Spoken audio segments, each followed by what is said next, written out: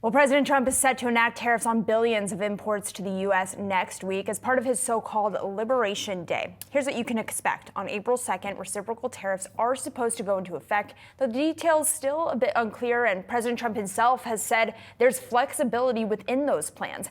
Levies on external agricultural products will be enacted. Tariffs on goods from Canada and Mexico will also resume. And then the following day, April 3rd, the tariffs on auto imports will go into effect, with levies on auto parts set to follow within the month.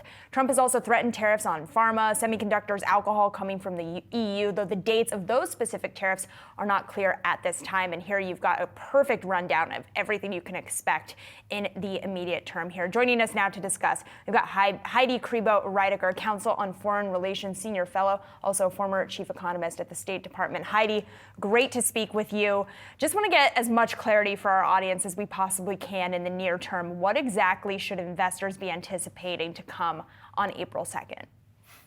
So, I mean, that's the big question. I mean, I think countries, companies, and markets know surprisingly little about what will happen on April 2nd, and indeed, as you mentioned, we're going to have sectoral tariffs on metals, cars, chips, pharma, lumber, and we don't know if those are going to be stacked, meaning on top of other tariffs.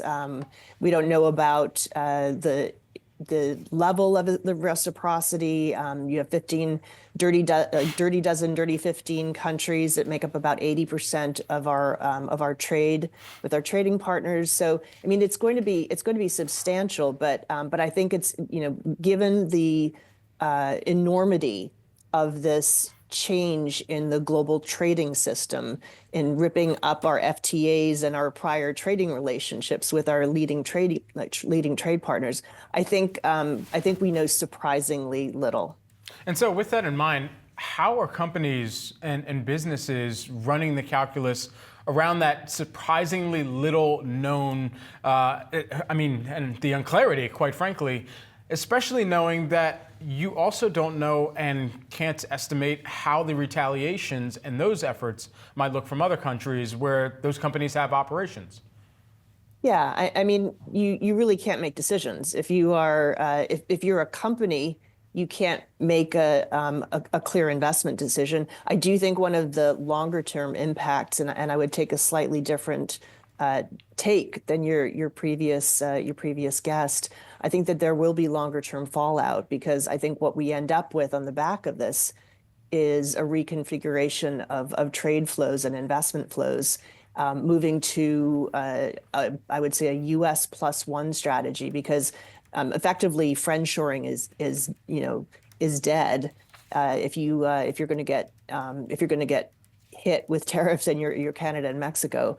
So I would see, a reconfiguration of trade and investment flows, one for the U.S. market and one for the rest of the world. And I think that will be very, I think that will be destabilizing for the next couple of years. Okay, so what is the near-term then GDP impact that you would be monitoring up against for the back half of this year, as we've heard everything from we'll be fine all the way into bumpy ride with a growth scare, but still growth?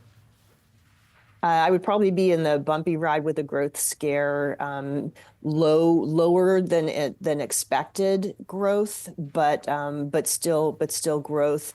I do think that we are in for a more chaotic implementation of these tariffs. Canada has already, in a staggering speech that Mark Carney gave yesterday, really, almost divorcing from the United States. I think we can't underestimate that Canada is one of our key trading partners, and they will retaliate. And I think it's a big. This is not going to be a one-off event. I think you are going to see higher inflation, you are going to see lower growth, and you are going to see chaotic implementation. When you get into the details of customs officials needing to take into account different tariff rates and supply chains getting disrupted, that's something I think markets in particularly are underestimating. And Heidi, there does seem to be a building consensus around the fact that, yes, these tariffs are going to be inflationary. The question is whether or not negotiations will be able to hedge that impact a bit. What I am hoping to understand from you, I'm hoping you can kind of operationalize for me when this inflationary hit and growth scare could potentially tip into a recession. What would that look like? What would it take for tariffs to not just equal inflation, but to equal recession? So I think you really have to have a spiraling down. So escalation of retaliation. If Canada does proceed with nearing ties with the EU and with the UK on their trade relationships and their security relationships, President Trump has wielded the tariff threat for a variety of different reasons. And I think whether it's any country that buys Venezuelan crude, another 25%. If you're looking to not use the dollar as a reserve currency, you're going to get tariffed. I think that kind of continuation of saber rattling for leverage, as well as the tariffs that are for reciprocity. I think it's going to damage consumer confidence more when they start having to really pay higher prices, really across the board. Heidi, thanks so much for taking the time here with us this morning. Really appreciate the analysis and insights. Thank you for having me.